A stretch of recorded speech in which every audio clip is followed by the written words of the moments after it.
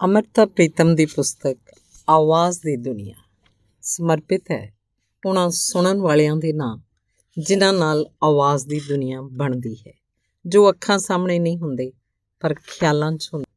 ਆਵਾਜ਼ ਦੀ ਦੁਨੀਆ ਦੇ ਦੋਸਤੋ, ਇਹ ਫਿਕਰਾ ਆਕਾਸ਼ਵਾਣੀ ਦਿੱਲੀ ਦੇ ਪੰਜਾਬੀ ਪ੍ਰੋਗਰਾਮ 'ਚ ਹਰ ਹਫ਼ਤੇ 8 ਵਜੇ ਸ਼ਾਮ ਮੇਰਾ ਪਹਿਲਾ ਫਿਕਰਾ ਹੁੰਦਾ ਸੀ ਅਤੇ ਜਦੋਂ ਮੈਂ ਪ੍ਰੋਗਰਾਮ ਨੂੰ ਸੁਣਨ ਵਾਲਿਆਂ ਦੇ ਖਤਾਂ ਦਾ ਜਵਾਬ ਦਿੰਦੀ ਹੁੰਦੀ ਸੀ।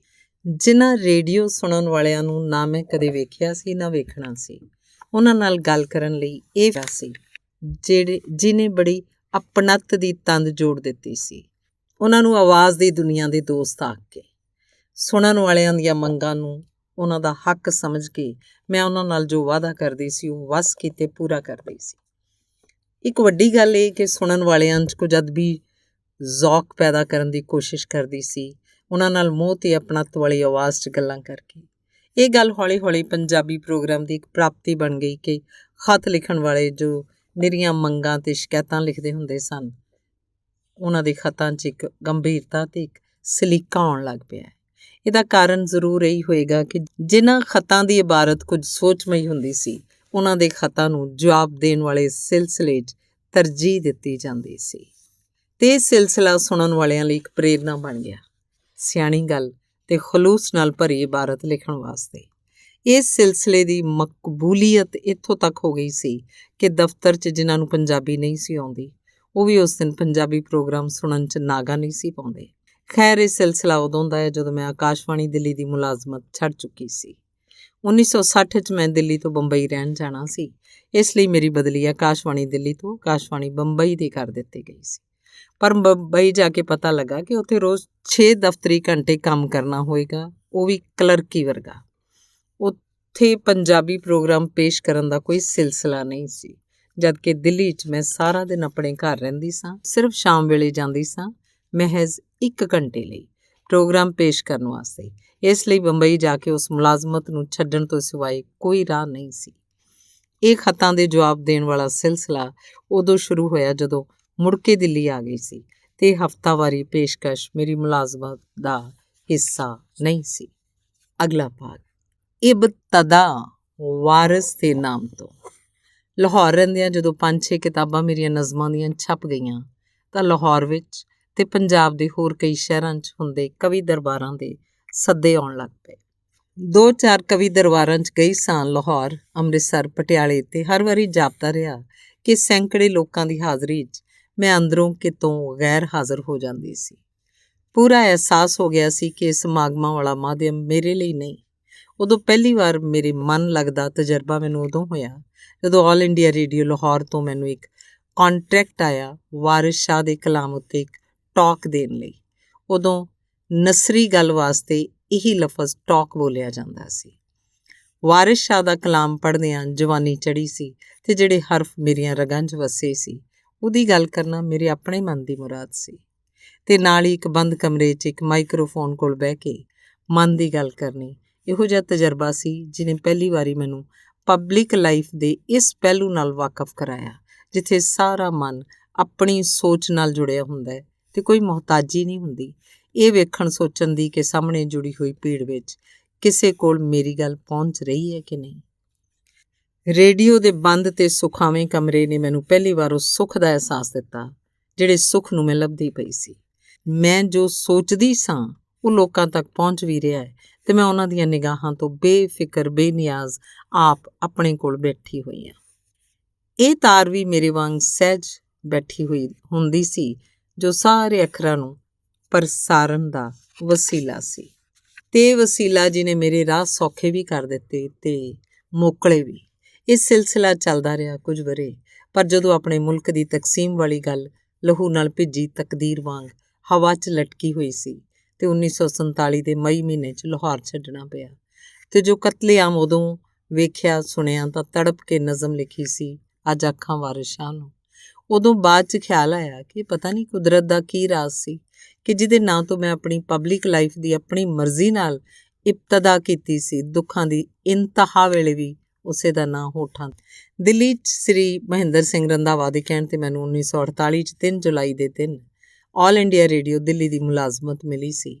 ਪੱਕੀ ਨਹੀਂ, ਮਹੀਨੇਵਾਰ ਕੰਟਰੈਕਟ ਉੱਤੇ ਤੇ ਜਾਪਿਆ ਮੇਰੇ ਵਾਰਿਸ ਸ਼ਾਹ ਦੀ ਜ਼ਮੀਨ ਤਾਂ ਮੇਰੇ ਕੋਲੋਂ ਸਿਆਸਤਾਂ ਨੇ ਖੋਹ ਲਈ, ਪਰ ਕੋਈ ਸਿਆਸਤ ਉਹਦਾ ਕਲਾਮ ਮੇਰੇ ਕੋਲੋਂ ਨਹੀਂ ਖੋਹ ਸਕਦੀ।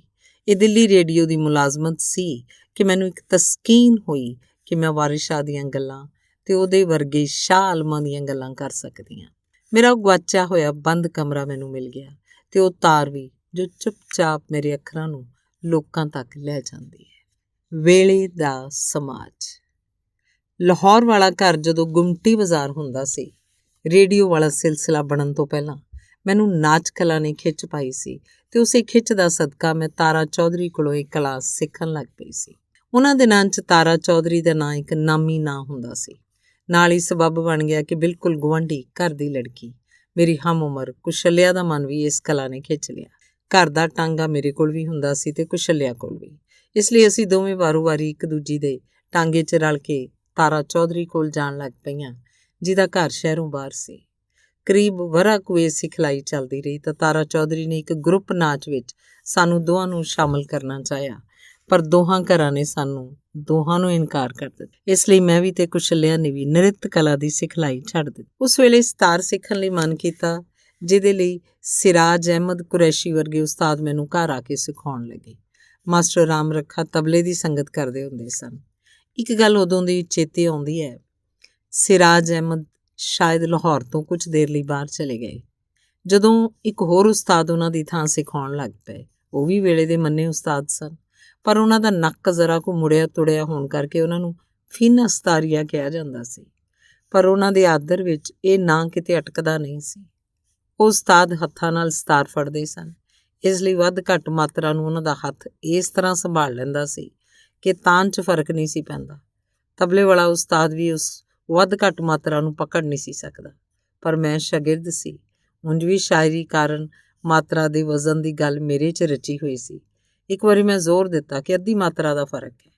ਉਹਨਾਂ ਨੇ ਬਾਰ-ਬਾਰ ਸਿਤਾਰ ਨੂੰ ਹੱਥ 'ਚ ਲਿਆ। ਤਬਲੇ ਦੀ ਥਾਪ ਠੀਕ ਸਮ ਉੱਤੇ ਆਉਂਦੀ ਤੇ ਉਹਨਾਂ ਦਾ ਹੱਥ ਵੀ, ਤੇ ਪਰ ਮੇਰੇ ਕੋਲ ਗਿਣਤੀ ਸੀ ਜਿਹਦੇ ਮੁਤਾਬਕ ਅੱਧੀ ਮਾਤਰਾ ਦਾ ਫਰਕ ਸੀ, ਜੋ ਉਹਨਾਂ ਦੇ ਹੱਥ ਦੀ ਸਹਿਜ ਲੈ ਜ਼ਰਾ ਕੁ ਲਮਕਵੀਂ ਹੋ ਕੇ ਇਸ ਕਸਰ ਨੂੰ ਪੂਰਾ ਕਰ ਜਾਂਦੀ ਸੀ। ਆਖਰ ਉਹਨਾਂ ਨੇ ਗਿਣਤੀ ਵੱਲ ਧਿਆਨ ਦਿੱਤਾ, ਅੱਧੀ ਮਾਤਰਾ ਦੇ ਫਰਕ ਨੂੰ ਕਬੂਲਿਆ ਤਾਂ ਬੋਲੇ, ਐਸੋ ਸ਼ਾਗਿਰਦ ਕਹਾਂ ਪਾਈਏ। ਮੈਂ ਥੋੜ੍ਹੀ ਬਹੁਤ ਸਿਖਲਾਈ ਲੈ ਲਈ ਤਾਂ 2 ਕੁ ਵਾਰ ਲਾਹੌਰ ਦੇ ਸਮਾਗਮਾਂ 'ਚ ਸਿਤਾਰ ਵਜਾਈ, ਲੜਕੀਆਂ ਦੇ ਕਾਲਜਾਂ ਵਿੱਚ, ਪਰ ਵੇਖਿਆ ਕੋਈ ਵੀ ਭੀੜ, ਕੋਈ ਵੀ ਸਮਾਗਮ ਮੇਰੀ ਤਬੀਅਤ ਨੂੰ ਰਾਸ ਨਹੀਂ ਸੀ ਆਉਂਦਾ। ਇਸ ਲਈ ਫਿਰ ਕਿਸੇ ਸਮਾਗਮ 'ਚ ਨਹੀਂ ਗਈ, ਪਰ ਗਨੀਮਤ ਹੋਈ ਕਿ ਲਾਹੌਰ ਰੇਡੀਓ ਨੇ ਹਰ ਮਹੀਨੇ ਮੈਨੂੰ ਸਿਤਾਰ ਵਜਾਉਣ ਦਾ ਬੁਲਾਵਾ ਦੇਣਾ ਸ਼ੁਰੂ ਕਰ ਦਿੱਤਾ। ਮੈਂ 1946 ਦਾ ਪੂਰਾ ਵਰ੍ਹਾ ਹਰ ਮਹੀਨੇ ਇੱਕ ਵਾਰੀ ਦੇ ਹਿਸਾਬ ਲਾਹੌਰ ਰੇਡੀਓ ਤੋਂ ਸਿਤਾਰ ਵਜਾਉਂਦੀ ਰਹੀ। ਉਹਨਾਂ ਦਿਨਾਂ 'ਚ ਰੇਡੀਓ ਪੱਤਰ ਛਪਦਾ ਹੁੰਦਾ ਸੀ, ਆਵਾਜ਼, ਜਿਹਦੇ 'ਚ ਕਈਆਂ ਕਲਾਕਾਰਾਂ ਬਾਰੇ ਜਾਣਕਾਰੀ ਦਿੱਤੀ ਹੋਈ ਹੁੰਦੀ ਸੀ ਤੇ ਕਿਸੇ ਇੱਕ ਖਾਸ ਦੀ ਤਸਵੀਰ ਆਵਾਜ਼ ਦੇ ਟਾਈਟਲ 'ਤੇ ਛਾਪ ਦਿੱਤੀ ਜਾਂਦੀ। ਉਹ ਤਸਵੀਰ 1-1 ਰੁਪਏ ਤੋਂ ਅਲੱਗ ਵੀ ਦੇ ਦਿੱਤੀ ਜਾਂਦੀ ਸੀ। ਉਸ ਸਿਲਸਿਲੇ 'ਚ ਜਦੋਂ ਆਵਾਜ਼ ਦੇ ਟਾਈਟਲ ਉੱਤੇ ਮੇਰੀ ਤਸਵੀਰ ਛਪੀ ਸਿਤਾਰ ਵਜਾਉਂਦੀ ਦੀ, ਤੇ ਨਾਲ ਉਹ ਤਸਵੀਰ ਵਿਕੀ ਵੀ, ਲਾਹੌਰ ਦੇ ਸਾਰੇ ਵਾਕਫ ਨਾ ਵਾਕਫ ਘਰਾਂ 'ਚ ਇੱਕ ਚਰਚਾ ਬਣ ਗਈ। ਵੇਖੋ ਜੀ, ਸ਼ਰੀਫ ਘਰ ਦੀਆਂ ਧੀਆਂ ਭੈਣਾਂ ਦੀ ਤਸਵੀਰ ਪਾਨਾਂ ਵਾਲਿਆਂ ਦੀਆਂ ਦੁਕਾਨਾਂ 'ਤੇ ਲੱਗੀ ਹੋਈ ਜ਼ਾਹਰ ਸੀ ਕਿ ਪਾਨਾਂ ਵਾਲੇ ਹਰ ਮਹੀਨੇ ਟਾਈਟਲ ਵਾਲੀ ਤਸਵੀਰ ਦਾ ਵਰਕਾ ਆਪਣੀ ਦੁਕਾਨ ਦੀ ਤਾਕ ਉੱਤੇ ਲਾ ਲੈਂਦੇ ਸਨ। ਸੋ ਗੱਲ ਔਖੀ ਬਣ ਗਈ। ਉਦੋਂ ਹੀ ਪੰਚੋਲੀ ਫਿਲਮ ਵਾਲਿਆਂ ਵੱਲੋਂ ਕਿਸੇ ਫਿਲਮ 'ਚ ਕੰਮ ਕਰਨ ਦਾ ਸੁਨੇਹਾ ਮਿਲਿਆ, ਪਰ ਜਿਹਨੂੰ ਸੁਣਨ ਸੋਚਣ ਦਾ ਸਵਾਲ ਹੀ ਪੈਦਾ ਨਹੀਂ ਸੀ ਹੁੰਦਾ। ਇਹ ਗੱਲ ਘਰ 'ਚ ਕਿਸੇ ਨੂੰ ਮਨਜ਼ੂਰ ਨਹੀਂ ਸੀ ਹੋ ਸਕਦੀ। ਘਰ ਗੁਮਟੀ ਬਾਜ਼ਾਰ ਸੀ, ਜਿੱਥੋਂ ਭਾਵੇਂ ਆਪਣੇ ਟਾਂਗੇ 'ਚ ਜਾਣਾ ਹੁੰਦਾ, ਭਾਵੇਂ ਰੇਡੀਓ ਦੀ ਗੱਡੀ ਵਿੱਚ ਬਾਹਰਲੀ ਸੜਕ ਤੱਕ ਪਹੁੰਚਣ ਦਾ ਰਾਹ ਹੀਰਾ ਮੰਡੀ 'ਚੋਂ ਲੰਘਦਾ ਸੀ, ਜੋ ਗਾਣ ਵਜਾਉਣ ਵਾਲੀਆਂ ਕਲਾਕਾਰਾਂ ਦਾ ਇਲਾਕਾ। ਰੇਡੀਓ ਦੀ ਗੱਡੀ ਨੇ ਰਾਹ 'ਚੋਂ ਨੂਰ ਜਹਾਂ ਵਰਗੀਆਂ ਕਈ ਕਲਾਕਾਰਾਂ ਨੂੰ ਵੀ ਉੱਥੋਂ ਉਸੇ ਗੱਡੀ 'ਚ ਲਿਜਾਣਾ ਹੁੰਦਾ ਸੀ, ਤੇ ਇਹ ਗੱਲ ਲਾਹੌਰ ਦੇ ਸਮਾਜ ਲਈ ਜਰਨੀ ਔਖੀ ਹੋ ਗਈ ਸੀ। ਜ਼ੀਨਤ ਬੇਗਮ, ਸ਼ਮਸ਼ਾਦ ਬੇਗਮ, ਉਮਰਾਜ਼ੀਆ ਬੇਗਮ, ਮਲਿਕਾ ਪੁਖਰਾਜ, ਨੂਰ ਜਹਾਂ ਤੇ ਮੁਨੱਵਰ ਸੁਲਤਾਨਾ ਵਰਗੀਆਂ ਕਲਾਕਾਰਾਂ ਨਾਲ ਮੇਰੀ ਉਹਨਾਂ ਦਿਨਾਂ 'ਚ ਹੀ ਮੁਲਾਕਾਤ ਹੋਈ, ਜੋ ਸਲਾਮ ਦੁਆ 'ਚ ਬਦਲ ਗਈ। ਤਮੰਚਾ ਜਾਨ ਇੱਕ ਅਜਿਹੀ ਕਲਾਕਾਰ ਸੀ ਜਿਹਦੇ ਵਰਗਾ ਕੋਈ ਮਿਰਜ਼ਾ ਨਹੀਂ ਸੀ ਗਾਉਂਦਾ। ਉਸੇ ਪਿਛੋਕੜ ਨੂੰ ਲੈ ਕੇ ਮੈਂ ਕਈ ਸਾਲਾਂ ਬਾਅਦ ਕਹਾਣੀ ਲਿਖੀ ਸੀ, ਸ਼ਾਹ ਦੀ ਕੰਜਰੀ। ਉਹਨਾਂ ਦਿਨਾਂ 'ਚ ਹੀ ਮੈਂ ਸਾਈਕਲ ਚਲਾਉਣਾ ਸਿੱਖਿਆ ਸੀ, ਜੋ ਸ਼ਹਿਰ ਦੀ ਸਾਰੀ ਚਰਚਾ ਵਿੱਚ ਹੋਰ ਇੱਕ ਇਜ਼ਾਫਾ ਬਣ ਗਿਆ। ਪਰ ਉਹੀ ਸਾਈਕਲ ਸੀ ਜੋ ਫਿਰ ਦਿੱਲੀ ਦੇ ਔਖੇ ਦਿਨਾਂ 'ਚ ਦਿੱਲੀ ਰੇਡੀਓ ਦੀ ਮੁਲਾਜ਼ਮ ਵੇਲੇ 12 ਵਰ੍ਹੇ ਮੇਰੇ ਕੰਮ ਆਇਆ। ਅਗਲਾ ਅੰਗ ਹੈ 1947। ਰੇਡੀਓ ਬ੍ਰਾਡਕਾਸਟ ਲਈ ਜ਼ਿੰਦਗੀ 'ਚੋਂ ਪਹਿਲਾ ਸੰਗੀਤ ਰੂਪਕ ਮੈਂ 1947 'ਚ ਲਿਖਿਆ ਸੀ, ਜਿਹਦਾ ਨਾਂ ਸੀ ਕਦੇ ਦੇਸਾਂ ਵਾਲੇ ਸਾਂ। ਇਹ ਜਲੰਧਰ ਰੇਡੀਓ ਤੋਂ ਬ੍ਰਾਡਕਾਸਟ ਹੋਇਆ ਸੀ। ਦੇਸ਼ ਦੀ ਤਕਸੀਮ ਹੋ ਚੁੱਕੀ ਸੀ। ਲਾਹੌਰ ਛੱਡਣ ਤੋਂ ਬਾਅਦ ਸਾਲ ਕੁ ਵਾਸਤੇ ਦੇਹਰਾਦੂਨ ਪਨਾਹ ਲਈ ਸੀ, ਇਸ ਉਮੀਦ ਨਾਲ ਕਿ ਹਾਲਾਤ ਕੁਝ ਠੀਕ ਹੋ ਜਾਣਗੇ ਤਾਂ ਮੁੜ ਕੇ ਘਰਾਂ ਨੂੰ ਪਰਤ ਜਾਣਾ ਹੈ। ਪਰ ਵੇਖਿਆ, ਜਿਹੜੇ ਪੁਲ ਉੱਤੋਂ ਲੰਘ ਕੇ ਘਰਾਂ ਨੂੰ ਪਰਤਣਾ ਸੀ, ਉਹ ਪੁਲ ਟੁੱਟ ਗਿਆ ਸੀ ਅਤੇ ਅਸੀਂ ਲੱਖਾਂ ਲੋਕ ਪਨਾਹਗੀਰ ਹੋ ਗਏ ਸਾਂ। ਜਲੰਧਰ ਰੇਡੀਓ ਵਾਲਿਆਂ ਪਤਾ ਨਹੀਂ ਕਿਸ ਤਰ੍ਹਾਂ ਮੇਰਾ ਦੇਹਰਾਦੂਨ ਦਾ ਪਤਾ ਲੱਭਿਆ ਹੋਏਗਾ, ਮੈਨੂੰ ਪਤਾ ਨਹੀਂ, ਪਰ ਇੱਕ ਚਿੱਠੀ ਮਿਲੀ ਕਿ ਵਕਤ ਦੇ ਹਾਲਾਤ ਨੂੰ ਸਾਹਮਣੇ ਰੱਖ ਕੇ ਮੈਂ ਇੱਕ ਸੰਗੀਤ ਰੂਪਕ ਲਿਖ ਦਿਆਂ। ਉਸ ਵੇਲੇ ਕੀ ਲਿਖਿਆ ਸੀ ਮੇਰੇ ਕੋਲ ਉਹਦੀ ਕੋਈ ਕਾਪੀ ਨਹੀਂ, ਨਾ ਮੈਂ ਸੁਣਿਆ ਸੀ ਜਦੋਂ ਜਲੰਧਰ ਰੇਡੀਓ ਤੋਂ ਬ੍ਰਾਡਕਾਸਟ ਹੋਇਆ ਸੀ। ਪਰ ਇੰਨਾ ਚੇਤਿਆ ਕਿ ਉਸ ਸੰਗੀਤ ਰੂਪਕ ਲਈ ਮੈਂ ਖਾਸ ਤੌਰ 'ਤੇ ਕਣਕਾਂ ਦਾ ਗੀਤ ਲਿਖਿਆ ਸੀ। ਹੋ ਕਣਕਾਂ ਗੋਡੀਆਂ, ਕਹਿੰਦੇ ਲੰਘ ਗਈ ਏ ਰਾਤ, ਕਹਿੰਦੇ ਆਈ ਏ ਪ੍ਰਭਾਤ, ਮੇਰੇ ਅਰਸ਼ਾਂ 'ਤੇ ਛਾਈਆਂ ਅਜੇ ਉੱਡੀਆਂ ਹੀ ਉੱਡੀਆਂ। ਹੋ ਕਣਕਾਂ ਗੋਡੀਆਂ, ਹੋ ਕਣਕਾਂ ਜੰਮੀਆਂ, ਰਾਹੋਂ ਰਾਹ ਜਾਂਦੇ ਆ ਉਹ ਸੁਣਦੇ ਆ ਸੁਣਾਉਂਦੇ ਆ, ਦੁੱਖਾਂ ਦੀਆਂ ਕਹਾਣੀਆਂ ਨੇ ਦੁੱਖਾਂ ਤੋਂ ਵੀ ਲੰਮੀਆਂ। ਹੋ ਕਣਕਾਂ ਜੰਮੀਆਂ, ਹੋ ਕਣਕਾਂ ਉੱਗੀਆਂ, ਖੇਡੇਗੀ ਜਿੱਤ ਮੇਰੀ, ਖੇਡੇਗੀ ਹਾਰ ਮੇਰੀ, ਦੇਈ ਦੇਈ ਮੀਟੀ ਜਿੱਤੇ ਹਾਰਾਂ ਨੇ ਪੁੱਗੀਆਂ। ਹੋ ਕਣਕਾਂ ਉੱਗੀਆਂ, ਹੋ ਕਣਕਾਂ ਸਾਵੀਆਂ, ਰੋਂਦੇ ਨੇ ਮਹੀਵਾਲ, ਰੋਂਦੀਆਂ ਨੇ ਸੋਹਣੀਆਂ, ਰੋਂਦੀਆਂ ਚਨਾਵਾਂ ਅੱਜ, ਰੋਂਦੀਆਂ ਨੇ ਰਾਵੀਆਂ। ਹੋ ਕਣਕਾਂ ਸਾਵੀਆਂ, ਹੋ ਕਣਕਾਂ ਪੀਲੀਆਂ, ਕਾਲੇ ਨਾਗਾਂ ਦੇ ਡੰਗ ਕਾਲੇ ਹੋ ਗਏ ਨੇ ਰੰਗ, ਪ੍ਰੀਤ ਦੀਆਂ ਨਾੜੀਆਂ ਹੋ ਗਈਆਂ ਨੇ ਨੀਲੀਆਂ। ਹੋ ਕਣਕਾਂ ਪੀਲੀਆਂ, ਹੋ ਕਣਕਾਂ ਛੱਡੀਆਂ, ਅਸੀਂ ਇਕੱਠਿਆਂ ਸੀ ਗੋਡੀਆਂ, ਇਕੱਠਿਆਂ ਸੀ ਬੀਜੀਆਂ, ਓਏ ਕਿਨੇ ਆ ਕੇ ਸਿੱਟਾ ਸਿੱਟਾ ਦਾਣਾ ਦਾਣਾ ਵੰਡੀਆਂ। ਹੋ ਕਣਕਾਂ ਛੰਡੀਆਂ, ਕਣਕਾਂ ਦੇ ਕੱਖ ਕਾਣ, ਲਹੂ ਲਹੂ ਪੀਤੇ ਅਸਾਂ ਲਹੂਆਂ ਨੂੰ ਛਾਣ ਛਾਣ, ਕਣਕਾਂ ਦਾ ਨਿੱਕ ਸੁੱਕ ਨਾਲੇ ਅਸਾਂ ਵੰਡ ਲਏ ਨੇ ਹੰਝੂਆਂ ਦੇ ਬੁੱਕ ਬੁੱਕ, ਕਣਕਾਂ ਦੀ ਧੂੜ ਧਾੜ ਸਾਡੇ ਦੇਸ਼ ਭਗਤੀ ਦੇ ਕਾਰਨਾਮੇ ਮਾਰ ਧਾੜ, ਕਣਕਾਂ ਦੇ ਰੋੜ ਰਾੜ ਰਾਖ ਰਾਖ, ਖੇਡੀ ਅਸਾਂ ਮਹਿਲਾਂ ਨੂੰ ਸਾੜ ਸਾੜ। ਹੋ ਕਣਕਾਂ ਸਿੱਲੀਆਂ, ਲੋਕ ਪੀੜਾਂ ਤੇ ਰੋਣ ਕਦੇ ਬਣਦੇ ਨਾ ਗਾਉਣ, ਅਜੇ ਮੇਰੇ ਦੇਸ਼ ਦੀਆਂ ਅੱਖੀਆਂ ਨੇ ਗਿੱਲੀਆਂ। ਹੋ ਕਣਕਾਂ ਸਿੱਲੀਆਂ। ਅਗਲਾ ਅੰਗ ਹੈ 1948। ਅਖਬਾਰ 'ਚ ਇੱਕ ਇਸ਼ਤਿਹਾਰ ਪੜ੍ਹਿਆ ਕਿ ਫਰੀਦਕੋਟ ਤੋਂ ਨਵਾਂ ਰੇਡੀਓ ਸਟੇਸ਼ਨ ਜਾਰੀ ਕੀਤਾ ਜਾਏਗਾ, ਜਿਹਦੇ ਲਈ ਦਰਖਾਸਤਾਂ ਮੰਗੀਆਂ ਹੋਈਆਂ ਸਨ। ਮੈਂ ਦਰਖਾਸਤ ਭੇਜ ਦਿੱਤੀ ਅਤੇ ਜਵਾਬ 'ਚ ਮੈਨੂੰ ਇੰਟਰਵਿਊ ਲਈ ਫਰੀਦਕੋਟ ਬੁਲਾਇਆ ਗਿਆ। ਮੇਰਾ ਬੱਚਾ ਸਿਰਫ ਕੁਝ ਮਹੀਨਿਆਂ ਦਾ ਸੀ, ਪਰ ਉਹਨੂੰ ਛੱਡ ਕੇ ਮੈਂ ਫਰੀਦਕੋਟ ਗਈ ਸਾਂ ਇੰਟਰਵਿਊ ਦੇਣ ਲਈ। ਉੱਥੇ ਮੇਰੇ ਤੋਂ ਸਿਵਾ ਹੋਰ ਕੋਈ ਇੰਟਰਵਿਊ ਦੇਣ ਵਾਲਾ ਨਹੀਂ ਸੀ। ਸਰਦਾਰ ਮਾਨ ਸਿੰਘ ਜੀ ਸਨ, ਜੋ ਸਾਰੇ ਕੰਮ ਦੇ ਕਰਤਾ ਧਰਤਾ ਸਨ। ਉਹਨਾਂ ਨੇ ਕਈ ਘੰਟੇ ਲਾ ਕੇ ਮੇਰੇ ਨਾਲ ਗੱਲਾਂ ਕੀਤੀਆਂ ਅਤੇ ਨਵੇਂ ਖੁੱਲ੍ਹਣ ਵਾਲੇ ਰੇਡੀਓ ਸਟੇਸ਼ਨ ਦੀ ਰੂਪਰੇਖਾ ਬਣਾਈ। ਕਹਿਣ ਲੱਗੇ, ਸਟੇਸ਼ਨ ਡਾਇਰੈਕਟਰ ਤਾਂ ਮੈਂ ਆਪਣੇ ਜਵਾਈ ਨੂੰ ਬਣਾਉਣਾ ਹੈ, ਬਾਕੀ ਜਿਹੜਾ ਸੈਕਸ਼ਨ ਤੂੰ ਚਾਹੇਂਗੀ ਤੈਨੂੰ ਦੇ ਦਿਆਂਗਾ, ਉਹਦੀ ਲਿਖਤੀ ਮਨਜ਼ੂਰੀ ਤੈਨੂੰ ਭੇਜ ਦਿੱਤੀ ਜਾਏਗੀ। ਉਹਨਾਂ ਨੇ ਇਕਰਾਰ ਕੀਤਾ ਕਿ ਮੈਂ ਵਾਪਸ ਦੇਹਰਾਦੂਨ ਪਰਤ ਆਈ। ਉਹੀ ਲਿਖਤੀ ਮਨਜ਼ੂਰੀ ਮੈਨੂੰ ਕਦੇ ਨਹੀਂ ਮਿਲੀ ਅਤੇ ਨਾ ਹੀ ਫਿਰ ਫਰੀਦਕੋਟ ਰੇਡੀਓ ਦੀ ਕੋਈ ਖਬਰ ਸੁਣੀ।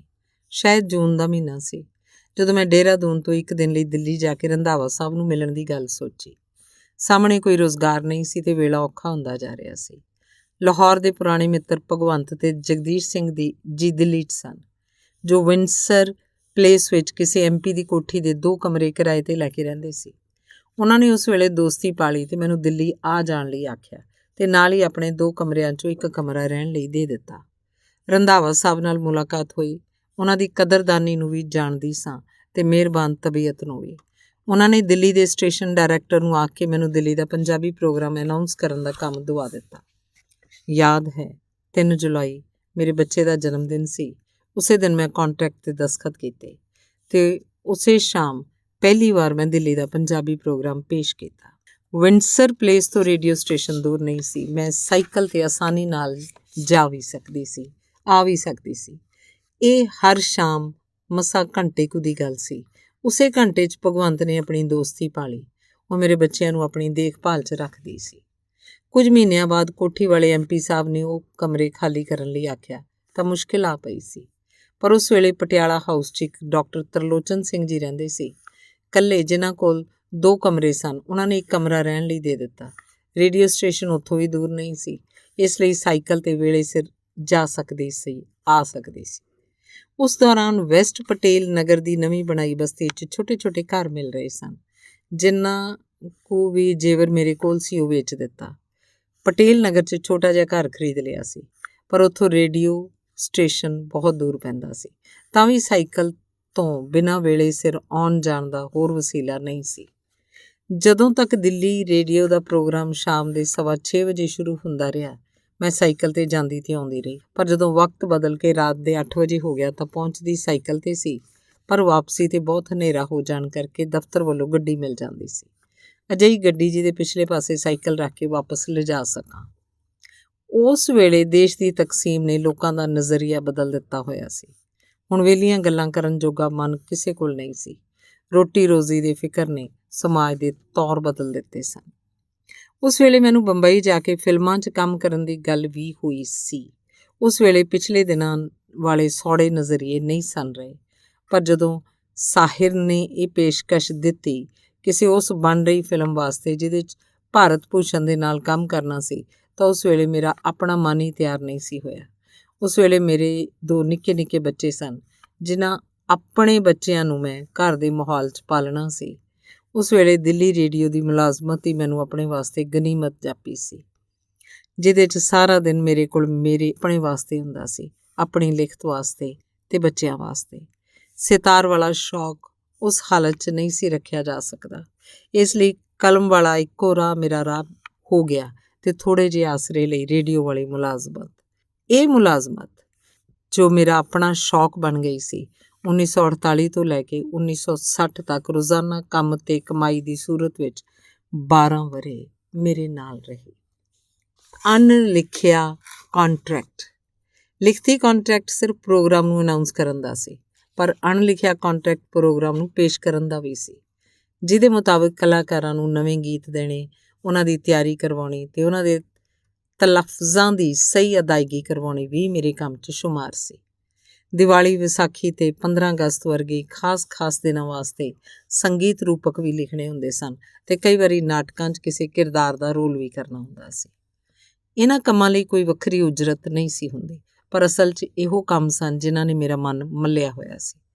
ਮੁਲਤਾਨੀ ਕਾਫੀ ਨੂੰ ਗਾਉਣ ਵਾਸਤੇ ਉਦੋਂ ਦੀਨਾਨਾਥ ਡੇਰੇ ਵਾਲੇ ਵਰਗੀ ਕੋਈ ਆਵਾਜ਼ ਨਹੀਂ ਸੀ ਹੁੰਦੀ। ਖਵਾਜਾ ਸ਼ੇਖ ਫਰੀਦ ਨੂੰ ਪੜ੍ਹ ਕੇ ਮੈਂ ਕਈ ਸਤਰਾਂ ਚੁਣ ਕੇ ਉਹਨਾਂ ਨੂੰ ਦੇਣੀਆਂ ਤੇ ਕੋਈ ਸਤਰ ਅਨਾਊਂਸਮੈਂਟ ਵਿੱਚ ਵੀ ਰਲਾ ਦੇਣੀ, ਜੋ ਮੇਰੀ ਆਪਣੀ ਰੂਹ ਦਾ ਸਕੂਨ ਬਣ ਜਾਂਦੀ। ਸੁਰਿੰਦਰ ਕੌਰ ਦੀ, ਪ੍ਰਕਾਸ਼ ਕੌਰ ਦੀ ਆਵਾਜ਼ ਵਾਸਤੇ ਸੁਣਨ ਵਾਲਿਆਂ 'ਚ ਹਮੇਸ਼ਾ ਇਸ਼ਤਿਆਕ ਹੁੰਦਾ ਸੀ। ਉਹ ਹਮੇਸ਼ਾ ਪੁਰਾਣੇ ਗੀਤਾਂ ਨੂੰ ਨਾ ਦੁਹਰਾਉਣ, ਇਸ ਲਈ ਮੈਂ ਕਈ ਉਹ ਲੋਕ ਗੀਤ ਚੁਣੇ ਜਿਨ੍ਹਾਂ ਦੀ ਇੱਕ ਅੱਧ ਸਤਰ ਬੜੀ ਦਿਲਖਿੱਚ ਵੀ ਹੁੰਦੀ ਸੀ, ਪਰ ਅੱਗੋਂ ਉਹਦਾ ਕੁਝ ਅੱਗਾ ਪਿੱਛਾ ਨਹੀਂ ਸੀ ਲੱਭਦਾ। ਉਸ ਹਾਲਤ 'ਚ ਮੈਂ ਉਸ ਪਿਆਰੀ ਸਤਰ ਨੂੰ ਲੈ ਕੇ ਉਹਦੇ ਨਾਲ 2-3 ਅੰਤਰੇ ਲਿਖ ਕੇ ਰਲਾ ਦਿੰਦੀ ਤੇ ਉਹਨੂੰ ਅਸਥਾਈ ਬਣਾ ਕੇ ਉਹ ਗੀਤ ਪੇਸ਼ ਹੋ ਜਾਂਦਾ। ਇਸ ਤਰ੍ਹਾਂ ਮੈਂ ਕਈ ਵਾਰ ਲੋਕ ਗੀਤ ਲਿਖਦੀ ਹੁੰਦੀ ਸੀ, ਜਿਨ੍ਹਾਂ ਨਾਲ ਆਪਣਾ ਨਾਂ ਨਹੀਂ ਸੀ ਜੋੜਦੀ ਤੇ ਲੋਕ ਗੀਤਾਂ ਦਾ ਲਹਿਜਾ ਕਾਇਮ ਰੱਖ ਕੇ ਉਹਨਾਂ ਨੂੰ ਲੋਕ ਗੀਤਾਂ ਦੇ ਤੌਰ 'ਤੇ ਹੀ ਪੇਸ਼ ਕਰਦੀ ਸੀ। ਮੈਨੂੰ ਯਾਦ ਹੈ ਇੱਕ ਪਿਆਰੀ ਸਤਰ ਹੁੰਦੀ ਸੀ, ਨੀ ਮੈਂ ਆਰਸੀ ਦਾ ਕੌਲ ਬਣਾਵਾਂ, ਅੱਧੀ ਰਾਤੀ ਪਾਣੀ ਮੰਗਦਾ। ਇਹਦੀ ਕੋਈ ਅਗਲੀ ਪਿਛਲੀ ਸਤਰ ਨਹੀਂ ਸੀ ਲੱਭਦੀ। ਇਹਦੇ 3 ਅੰਤਰੇ ਲਿਖ ਕੇ ਮੈਂ ਇਸ ਗੀਤ ਨੂੰ ਪੂਰਾ ਕੀਤਾ, ਜੋ ਬੜਾ ਮਕਬੂਲ ਹੋਇਆ ਸੀ। ਹੁਣ ਮੈਨੂੰ ਯਾਦ ਨਹੀਂ ਕੀ ਲਿਖਿਆ ਸੀ ਤੇ ਨਾ ਮੇਰੇ ਕੋਲ ਉਹਦੀ ਆਵਾਜ਼ ਦਾ ਕੋਈ ਰਿਕਾਰਡ ਹੈ, ਪਰ ਗੀਤ ਬਣਿਆ ਜੋ ਕਈ ਸੁਣਨ ਵਾਲਿਆਂ ਦੀ ਮੰਗ 'ਤੇ ਬਾਰ-ਬਾਰ ਦੁਹਰਾਇਆ ਗਿਆ। ਇਸੇ ਤਰ੍ਹਾਂ ਲੋਕ ਗੀਤ ਵੀ ਦੀ ਇੱਕ ਸਤਰ ਲੱਭਦੀ ਸੀ, ਵੇ ਮੈਂ ਬੱਤੀਆਂ ਵਟਾ ਰੱਖਦੀ, ਦੀਵਾ ਬਲੇ ਸਾਰੀ ਰਾਤ। ਇਹ ਗੀਤ ਵੀ ਮੈਂ ਪੂਰਾ ਲਿਖ ਕੇ ਲੋਕ ਗੀਤਾਂ 'ਚ ਸ਼ੁਮਾਰ ਕਰ ਦਿੱਤਾ ਸੀ। ਯਾਦ ਹੈ ਇੱਕ ਵਾਰੀ ਆਡੀਸ਼ਨ ਰੱਖੀ ਗਈ ਆਵਾਜ਼ ਦੀ ਕੁਆਲਿਟੀ ਦੇ ਲਹਿਜੇ ਦੀ ਕੁਆਲਿਟੀ ਨੂੰ ਵੇਖਣ ਵਾਸਤੇ, ਜਿਹਦੇ ਮੁਤਾਬਕ ਤਨਖਾਹ 'ਚ ਕੁਝ ਤਰੱਕੀ ਹੋਣੀ ਸੀ। ਇਹ ਆਡੀਸ਼ਨ ਦਿੱਲੀ ਰੇਡੀਓ ਦੇ ਕਲਾਕਾਰਾਂ ਵਾਸਤੇ ਵੀ ਸੀ ਤੇ ਐਕਸਟਰਨਲ ਦੇ ਕਲਾਕਾਰਾਂ ਵਾਸਤੇ ਵੀ। ਐਕਸਟਰਨਲ 'ਚ ਖਬਰਾਂ ਪੜ੍ਹਨ ਵਾਲਿਆਂ ਦੀ ਤਨਖਾਹ ਬਹੁਤੀ ਹੁੰਦੀ ਸੀ ਤੇ ਰੇਡੀਓ ਅਨਾਊਂਸਰਾਂ ਦੀ ਥੋੜ੍ਹੀ। ਆਡੀਸ਼ਨ 'ਚ ਮੇਰੀ ਆਵਾਜ਼ ਖਾਸ ਤੌਰ 'ਤੇ ਚੁਣੀ ਗਈ, ਜਿਹਦੇ ਕਾਰਨ ਮੈਨੂੰ ਖਬਰਾਂ ਪੜ੍ਹਨ ਵਾਲੇ ਪਾਸੇ ਜਾਣ ਲਈ ਆਖਿਆ ਗਿਆ, ਜੋ ਮੈਨੂੰ ਮਨਜ਼ੂਰ ਹੋਵੇ ਤਾਂ। ਇਹ ਚੋਣ ਤਨਖਾਹ ਵਧਾਉਣ ਵਾਸਤੇ ਕੀਤੀ ਗਈ ਸੀ, ਪਰ ਮੇਰੇ ਲਈ ਖੁਸ਼ਕ ਖਬਰਾਂ ਦੀ ਅਦਾਇਗੀ ਵਿੱਚ ਤੇ ਗੀਤਾਂ ਦੀ ਰਸੀਕਤਾ ਨੂੰ ਪੇਸ਼ ਕਰਨ 'ਚ ਤਨਖਾਹ ਨਾਲੋਂ ਬਹੁਤ ਵੱਡਾ ਫਰਕ ਸੀ। ਇਸ ਲਈ ਮੈਂ ਖਬਰਾਂ ਪੜ੍ਹਨ ਵਾਲਾ ਪਾਸਾ ਮਨਜ਼ੂਰ ਨਹੀਂ ਸੀ ਕੀਤਾ। ਮੈਨੂੰ ਥੋੜ੍ਹੀ ਤਨਖਾਹ ਵਾਲਾ ਪਾਸਾ ਹੀ ਮਨਜ਼ੂਰ ਸੀ, ਜਿਹਦੇ 'ਚ ਮੇਰਾ ਦਿਲ ਰਲਿਆ ਹੋਇਆ ਸੀ। ਫਰੀਦ ਦੇ ਦੋਹੇ ਤੇ ਬੁੱਲੇ ਸ਼ਾਹ ਦੀਆਂ ਕਾਫੀਆਂ ਜਦੋਂ ਮੈਂ ਘਣੀ ਸ਼ਾਮ ਦੀ ਆਵਾਜ਼ 'ਚ ਪੇਸ਼ ਕਰਦੀ, ਮੇਰਾ ਆਪਣਾ ਦਿਲ ਖੁਮਾਰਿਆ ਜਾਂਦਾ ਸੀ। ਇਹ ਸਭ ਕੁਝ ਪ੍ਰੋਡਕਸ਼ਨ ਦਾ ਹਿੱਸਾ ਸੀ, ਜਿਹਦੇ ਲਈ ਕੋਈ ਵੱਖਰੀ ਉਜਰਤ ਨਹੀਂ ਸੀ। ਪੰਜਾਬੀ ਪ੍ਰੋਗਰਾਮ ਸਿਰਫ 50 ਮਿੰਟ ਹੁੰਦਾ ਸੀ, ਜੋ ਪਿੱਛੋਂ ਜਾ ਕੇ ਅੱਧਾ ਘੰਟਾ ਹੋ ਗਿਆ। ਪਰ ਇੰਨੇ ਥੋੜ੍ਹੇ ਅਰਸੇ ਵਾਸਤੇ ਪੂਰਾ ਪ੍ਰੋਡਿਊਸਰ ਨਹੀਂ ਸੀ ਰੱਖਿਆ ਜਾ ਸਕਦਾ ਹੈ। ਇਸ ਲਈ ਮੇਰੀ ਕਾਬਲੀਅਤ ਨੂੰ ਸਾਹਮਣੇ ਰੱਖ ਕੇ ਮੈਨੂੰ ਦਫ਼ਤਰ ਵੱਲੋਂ ਜਲੰਧਰ ਰੇਡੀਓ ਸਟੇਸ਼ਨ 'ਤੇ ਭੇਜਣ ਦੀ ਪੇਸ਼ਕਸ਼ ਹੋਈ, ਜਿੱਥੇ ਪ੍ਰੋਡਿਊਸਰ ਦੀ ਹੈਸੀਅਤ ਵਿੱਚ ਜਾਣਾ ਸੀ। ਪਰ ਮੈਨੂੰ ਇਹ ਪੇਸ਼ਕਸ਼ ਵੀ ਰਾਸ ਨਹੀਂ ਸੀ ਆ ਸਕਦੀ। ਦਿੱਲੀ ਛੱਡ ਕੇ ਜਲੰਧਰ ਜਾਣਾ ਤੇ ਜਲੰਧਰ ਰਹਿਣਾ ਮੇਰੇ ਮਨ ਦੀ ਚੋਣ ਨਹੀਂ ਸੀ ਹੋ ਸਕਦੀ। ਪ੍ਰੋਡਿਊਸਰ ਲਫ਼ਜ਼ ਮੇਰੇ ਨਾਲ ਲੱਗੇ ਜਾਂ ਨਾ ਲੱਗੇ, ਮੈਨੂੰ ਫਰਕ ਨਹੀਂ ਸੀ ਪੈਂਦਾ। ਜੋ ਤਸੱਲੀ ਥੋੜ੍ਹੇ ਜਿਹੇ ਵਕਤ ਵਿੱਚ ਕੁਝ ਚੰਗਾ ਪੇਸ਼ ਕਰਨ ਦੀ ਸੀ, ਮੇਰੇ ਲਈ ਉਹੀ ਤਸੱਲੀ ਮੇਰੀ ਸੁਤੰਤਰਤਾ ਵੀ ਸੀ ਤੇ ਤਸੱਲੀ ਵੀ। ਦਿੱਲੀ 'ਚ ਮੈਂ ਕਦੇ ਦਿਨ ਵੇਲੇ ਦਫ਼ਤਰ 'ਚ ਨਹੀਂ ਸਾਂ ਗਈ। ਦਫ਼ਤਰੀ ਮਾਹੌਲ ਕੀ ਹੁੰਦਾ ਹੈ, ਕੰਮਾਂ ਦੇ ਉਤਲੇ ਅਫਸਰ ਕੀ ਹੁੰਦੇ ਹੈ, ਮੇਰਾ ਕਿਸੇ ਗੱਲ ਨਾਲ ਵਾਸਤਾ ਨਹੀਂ ਸੀ। ਮੇਰਾ ਵਾਸਤਾ ਸ਼ਾਮ ਨੂੰ ਠੀਕ ਵੇਲੇ ਸਿਰ ਜਾ ਕੇ ਪ੍ਰੋਗਰਾਮ ਨੂੰ ਪੇਸ਼ ਕਰਨਾ ਸੀ, ਜੋ ਆਪਣੇ ਆਪ 'ਚ ਸੁਤੰਤਰ ਸੀ। ਇਸ ਲਈ ਜਲੰਧਰ ਵਾਲੀ ਪੇਸ਼ਕਸ਼ ਮੈਂ ਮਨਜ਼ੂਰ ਨਹੀਂ ਸੀ ਕੀਤੀ।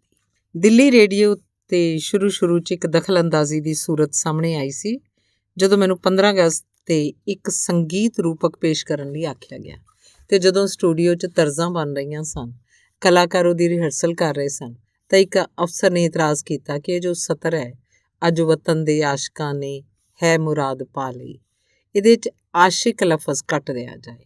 ਉਹ ਅਫਸਰ ਹਿੰਦੀ ਕਵੀ ਸਨ ਅਤੇ ਮੈਂ ਜਵਾਬ ਦੀ ਹਲੀਮੀ ਨੂੰ ਕਾਇਮ ਰੱਖ ਕੇ ਪੱਕੀ ਤੇ ਪੁਖਤਾ ਆਵਾਜ਼ 'ਚ ਕਿਹਾ ਸੀ, ਨਹੀਂ, ਇਹ ਲਫ਼ਜ਼ ਨਹੀਂ ਬਦਲ ਸਕਦਾ। ਇੱਥੇ ਆਸ਼ਿਕ ਨੂੰ ਪ੍ਰੇਮੀ ਆਖਿਆ ਗੱਲ ਦੀ ਸ਼ਿੱਦਤ ਗੁਆਚ ਜਾਏਗੀ। ਪਰ ਉਹ ਆਪਣੀ ਗੱਲ 'ਤੇ ਅੜ ਗਏ ਅਤੇ ਮੈਂ ਕਿਹਾ, ਆਸ਼ਿਕ ਮਰਨਾ ਜਾਣਦਾ ਹੈ। ਸਾਡੇ ਵਤਨ ਦੇ ਸ਼ਹੀਦ ਵਤਨ ਦੇ ਆਸ਼ਿਕ ਹਨ, ਹੱਥ ਜੋੜ ਕੇ ਖਲੋਤੇ ਰਹਿਣ ਵਾਲੇ ਪ੍ਰੇਮੀ ਨਹੀਂ। ਤੁਸੀਂ ਚਾਹੋ ਤਾਂ ਪੂਰਾ ਫੀਚਰ ਨਾਮਨਜ਼ੂਰ ਕਰ ਸਕਦੇ ਹੋ, ਪਰ ਇਹ ਆਸ਼ਿਕ ਲਫ਼ਜ਼ ਨਹੀਂ ਕੱਟ ਸਕਦੇ। ਖੈਰ, ਫੀਚਰ ਬ੍ਰਾਡਕਾਸਟ ਹੋਇਆ ਸਣੇ ਆਸ਼ਿਕ ਲਫ਼ਜ਼ ਦੇ, ਪਰ ਉਹ ਹਿੰਦੀ ਕਵੀ ਨਾ ਖੁਸ਼ ਹੋ ਗਏ। ਆਫੀਸ਼ੀਅਲੀ ਕੁਝ ਨਹੀਂ ਆਖਿਆ, ਪਰ ਗਾਹੇ ਬਗਾਏ ਲੋਕਾਂ ਨੂੰ ਕਹਿੰਦੇ ਰਹੇ, ਦੇਖੋ, ਇਸ ਪੰਜਾਬੀ ਲੜਕੀ ਨੇ ਹਿੰਦੀ ਮੇਂ ਇਸ਼ਕ ਔਰ ਆਸ਼ਿਕ ਲਾ ਦਿਏ। ਹਾਲਾਂਕਿ ਫੀਚਰ ਹਿੰਦੀ 'ਚ ਨਹੀਂ ਸੀ, ਪੰਜਾਬੀ 'ਚ ਸੀ, ਪਰ ਉਹਨਾਂ ਨੂੰ ਦਿੱਲੀ ਰੇਡੀਓ ਦੀ ਜ਼ਬਾਨ ਹਿੰਦੀ ਦੀ ਮਲਕੀਅਤ ਜਾਪਦੀ ਸੀ। ਅਤੇ ਇੱਕ ਵਾਰੀ ਸਾਰੇ ਮਾਹੌਲ 'ਚ ਇੱਕ ਹਾਸਾ ਜਿਹਾ ਪੈ ਗਿਆ, ਜਦੋਂ ਖਬਰਾਂ ਦੀ ਜ਼ਬਾਨ ਵਿੱਚ ਤੇ ਨਸਰੀ ਵਾਰਤਾਂ ਵਿੱਚ ਸਕੀਲ ਹਿੰਦੀ ਦਾ ਜ਼ੋਰ ਵੇਖ ਕੇ ਡਾਕਟਰ ਮੋਹਨ ਸਿੰਘ ਦੀਵਾਨਾ ਦਾ स्टेज डायरेक्टर ਨੂੰ फ़ोन आया, मैं मोहन सिंह दीवाना बोल रहा हूँ। मोहन सिंह दीवाना को हिंदी में क्या कहते हैं मुझे मालूम नहीं। धन्यवाद।